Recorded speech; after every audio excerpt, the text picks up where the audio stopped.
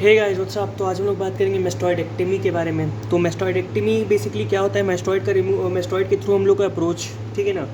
तो बेसिकली ये एक डायग्राम है, छोटा सा समझने की कोशिश करेंगे डायग्राम के थ्रू कैसे कैसे मेस्टॉइडेक्टमी हम लोग करते हैं, ठीक है ना। तो सबसे पहले तो ये समझ जाओ कि ये सेमी सर्कुलर कनाल है, ये जितने दो दिख रहे हैं, ठीक है ना, सेमी सर्कुलर कनाल है। और ये जो है इनर ईयर का पार्ट है, ठीक है, ये इनर ईयर है तुम्हारा। और ये कॉकलिया हो गया है तुम्हारा, ये तुम्हारा स्टेप्स हो गया, ये मैलियस हो गया, इनकस हो गया, यहाँ पे मिडिल ईयर है, ठीक है। तो मैलियस, इनकस, स्टेप्स, ठीक है ना, और ये मिडिल ईयर है तुम्हारा। और ये जो है तुम्हारा एंटीरियर मिएटल वॉल है, जो कि ये वाला है, ये दोनों हिस्सा इन दोनों के बीच में, ठीक है ना, जो ये वाला ऐसे जा रहा है। तो ये एंटीरियर मिएटल वॉल है। और एंटीरियर मिएटल वॉल और पोस्टीरियर मिएटल वॉल होगा, तो ठीक है ना। तो मिएटस मतलब एक्सटर्नल ऑडिटरी कनाल का वही एरिया, ठीक है। तो ये टिम्पैनिक मेम्ब्रेन है ये, और ये एक्सटर्नल ऑडिटरी कनाल है। और ये क्या है आपका, पीछे मेस्टॉइड आएगा। तो honeycomb like appearance due to multiple bony projections, ठीक है ना। मेस्टॉइड कैविटी में हनी कूम लाइक अपीयरेंस होता है due to multiple bony projections. यहाँ पे मल्टीपल बोनी प्रोजेक्शंस है, तो ये कि ये कैरेक्टरिस्टिक नाम है, honeycomb appearance like multiple bony projections, right. और ये पोस्टीरियर मिएटल वॉल है एटलीस्ट। और ये लैटरल एटिक वॉल है, ये वाली वॉल जो है एटिक वॉल है, ठीक है। एटिक के थ्रू ही जाता है ना इन्फेक्शन सारे, ठीक है ना। तो सबसे पहली बात हम लोग समझने की कोशिश करेंगे कि प्रिंसिपल्स क्या होते हैं मेस्टॉइडेक्टमी के। तो प्रिंसिपल्स क्या हुआ है कि हम लोग को क्या है, एक एडिक्वेट एक्सपोजर चाहिए। हमने अगर सर्जरी करनी है तो हमें एक अच्छा खासा एक्सपोजर मिलना चाहिए चीज़ों को अंदर देखने का। Complete eradication of irreversible disease, हमें एडिक्वेट एक्सपोजर के साथ हमें कंप्लीट रिमूवल भी करना है डिजीज़ का, मतलब कि वो रिवर्स ना हो पाए, ठीक है। और reconstruction of ear drum and middle year conductive mechanisms, तो रिकन्स्ट्रक्शन करना है ईयर ड्रम का, मिडिल ईयर कंडक्टिव मैकेनिज्म्स का, ठीक है। और जिसको कहते हैं मायरिंगो और टिम्पैनोप्लास्टी, ठीक है ना, जिसमें मायरिंगोप्लास्टी और ऑसिकुलोप्लास्टी दोनों आती है। तो adequate exposure, complete eradication of irreversible disease और रिकन्स्ट्रक्शन ऑफ टिम्पैनिक मेम्ब्रेन, जो कि ईयर ड्रम होता है मिडिल ईयर कंडक्टिव मैकेनिज्म्स के साथ। इंडिकेशंस क्या क्या होते हैं, तो इंडिकेशंस किसमें किसमें हम लोग करेंगे ये, ठीक है। अरे तो सबसे पहले बात करते हैं कॉर्टिकल मेस्टॉइडेक्टमी की, इसके इंडिकेशंस की मैं बात करूँगा ना। सबसे पहले कॉर्टिकल मेस्टॉइडेक्टमी की बात करते हैं। अब ये देखो, ये डायग्राम देखो, बेसिकली ये तुम्हारा टिम्पैनिक मेम्ब्रेन है, राइट। पीछे ये मेस्टॉइड का एंट्रम है, कि हम लोग ये साइड व्यू देख रहे हैं, लैटरल व्यू देख रहे हैं, ठीक है ना। ये सुपीरियर व्यू था, ये लैटरल व्यू है। लैटरल व्यू में टिम्पैनिक मेम्ब्रेन है ऑब्वियसली ये, ठीक है ना। हैंडल ऑफ मैलियस दिख रहा है आपको अम्बो के साथ, ठीक है ना। और ये जो है मेस्टॉइड एयर सेल्स हैं, ठीक है ना। मेस्टॉइड एयर यहाँ पे सेल्स हमने हटा दी, जो एंट्रम ये है मेस्टॉइड एंट्रम खोल दिया हमने, ठीक।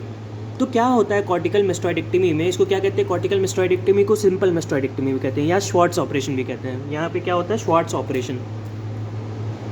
कॉर्टिकल मेस्टॉइडेक्टमी में क्या होता है, सिंपल मेस्टॉइडेक्टमी या श्वार्ट्ज ऑपरेशन। क्या होता है, हम लोग क्या करते हैं, कंप्लीट एक्सेंट्रेशन, कंप्लीट हटा लेते हैं, पूरा का पूरा हटा लेंगे, complete exenteration, removal of all accessible mastoid air cell. हमने पूरा का पूरा जितने भी हम लोग को एसेसिबल मेस्टॉइड एयर सेल्स दिखे, हम लोग उन्हें पूरा का पूरा वो हटा लिया, ठीक है ना।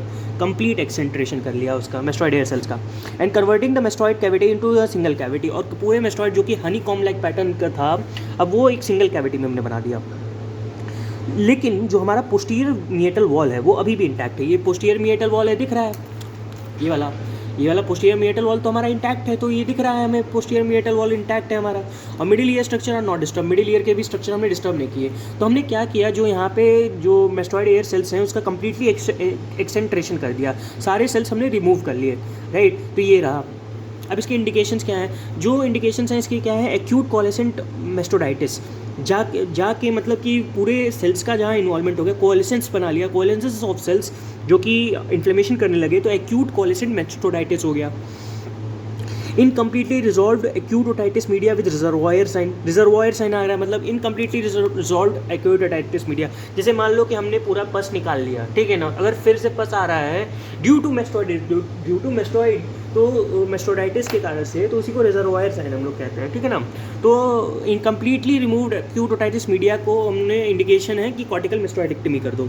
मार्क्ड मेस्टोडाइटिस, बहुत ज़्यादा मेस्टोडाइटिस है किसी बंदे को, इनिशियल स्टेप क्या होता है इसमें, इंडोलिम्फेटिक, ये इनिशियल स्टेप किसका होता है, endolymphatic surgery, decompression of facial nerve, ठीक है ना।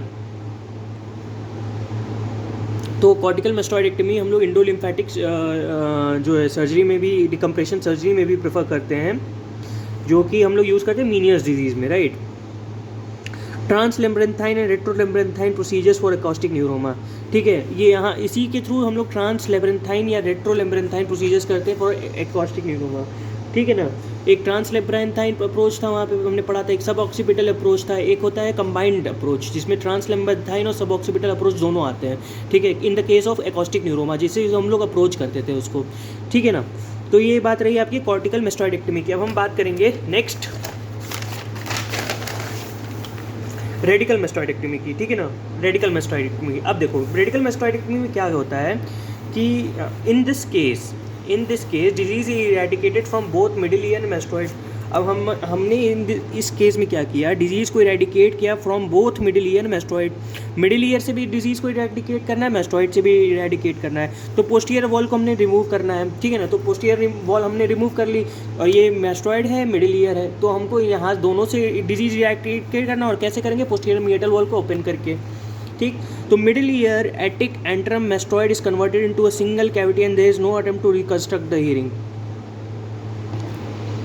तो यहाँ पे क्या करते हैं, मिडिल ईयर को, एटिक को, एंट्रम को, मैस्टॉइड को, जो भी वहाँ पे जितने भी स्ट्रक्चर्स होते हैं, हम लोग थोड़ा सा लाइटिंग चेंज करूँ ताकि, ठीक है ना, या हाँ ठीक है। तो middle ear attic antrum and mastoid को कन्वर्ट करते हैं इनटू अ सिंगल कैविटी, ठीक है ना। तो एटिक एंट्रम जिससे आपका इन्फेक्शन स्प्रेड होता है from middle ear to into the mastoid, right. तो उसको जो है हम लोग एक सिंगल कैविटी में कन्वर्ट करते हैं and there is no attempt to reconstruct. अब हियरिंग को हमने रिकंस्ट्रक्ट नहीं करना है, अटेम्प्ट नहीं करते हैं। All remnants of tympanic membrane, ossicles and mucoperiosteal lining are remove except stapes footplate. हमने सारी चीज़ें निकाल लेनी है, टिम्पैनिक मेम्ब्रेन, ऑसिकल्स, ठीक है, सारे नेबिनेट जो टिम्पैनिक मेम्ब्रेन के, ऑसिकल्स के और म्यूकोपेरियोस्टियल लाइनिंग सब हमने निकाल देना है एक्सेप्ट स्टेप्स फुट प्लेट। तो यहाँ देख लो कि सब कुछ हमने निकाल लिया, लेकिन हमने स्टेप्स फुट प्लेट को छोड़ दिया ऐसे के ऐसे ही, ठीक है। नेक्स्ट आते हैं, in this Eustachian tube is obliterated by the piece of muscle और कार्टिलेज। हमने स्टैकियन ट्यूब को जो है ऑब्लिटरेट कर दिया by a piece of muscle और कार्टिलेज, ठीक है ना।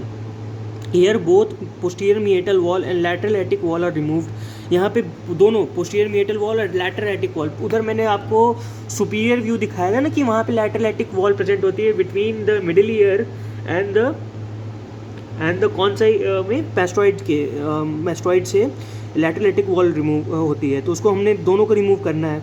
तो whole middle ear cavity and mastoid cavity become single large cavity and both are open directly into the external auditory canal.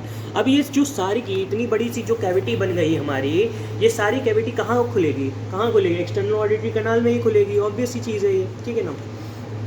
So meatoplasty is also done, ठीक है ना। तो meatoplasty हम लोग करते हैं incision of cartilage to widen the external auditory canal. तो हम लोग ने एक्सटर्नल ऑडिटरी कैनाल को भी वाइडन करना है, तो हम लोग मिएटोप्लास्टी भी कर देते हैं कि मिएटस को भी थोड़ा बड़ा करते हैं, ठीक है ना। अब इसके जो है इंडिकेशंस क्या क्या है, इंडिकेशंस याद कर लो।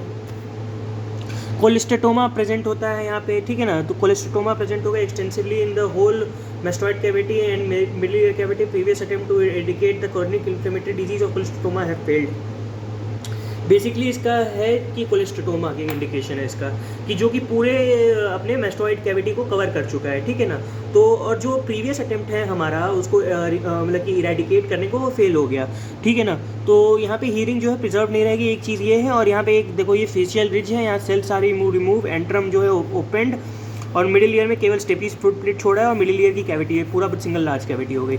और क्या क्या हो सकता है, approach to petrous apex. Petrous apex में पेट्रोसाइटिस के केस में हम लोग ये यूज़ करते हैं ताकि हम लोग अपना अप्रोच कर सकें पेट्रस एपिक्स को। रिमूवल ऑफ ग्लोमस ट्यूमर के रिमूवल के लिए यूज़ कर सकते हैं इसको। मिडिल ईयर ट्यूमर, जितने भी ट्यूमर वाली चीज़ें हैं, ठीक है, तो उसको हम इस तरह से रिमूव करते हैं क्योंकि इतना हमको बड़ा कैविटी चाहिए ताकि हम लोग का आराम से वो ट्यूमर हम लोग जो है लाइज कर पाएँ, ठीक है ना। पेशेंट के यहाँ पे जान बचाना ज़्यादा ज़रूरी है, ना कि हेयरिंग प्रिजर्व करना। तो हम लोग इसमें वो अप्रोच देखते हैं कि हाँ पेशेंट की पहले जान बचनी चाहिए। हेयरिंग तो चलो दूसरा कान भी है एक बार के लिए, ठीक है ना, लेकिन अगर उसके जान ही नहीं बचा तो भाई सुन के ही क्या करेगा, ठीक है ना, ऑब्वियस सी चीज़ है। तो ये हम लोग अप्रोच देखते हैं। पहले हम लोग पेशेंट का सबसे अच्छा सोचने की कोशिश करते हैं, पहले जान फिर उसके बाद जहान, ठीक है ना। तो हाँ डायलॉग अच्छा था वैसे, ठीक है। अप्रोच टू पेट्रस एपिक्स और Glomus tumour, middle ear tumour, carcinoma middle ear हो गया, ठीक है। नहीं अब आते हैं अपन मॉडिफाइड रेडिकल मेस्टोइडेक्टमी में, मॉडिफाइड रेडिकल मेस्टोइडेक्टमी में क्या होता है, tympanic membrane remnants functioning ossicles and functioning part of stacking tube are preserved, ठीक है ना। तो यहाँ पे जितने भी टिम्पैनिक मेम्ब्रेन के रेमिनेंट्स हैं, फंक्शनिंग ऑसिकल्स हैं या functioning part of stacking tube है, सब जितने भी फंक्शनिंग पार्ट है अभी भी, कि हाँ अभी भी कोई दिक्कत नहीं है इस चीज़ों में, तो उनको हम लोग प्रिजर्व कर लेते हैं, ठीक है ना।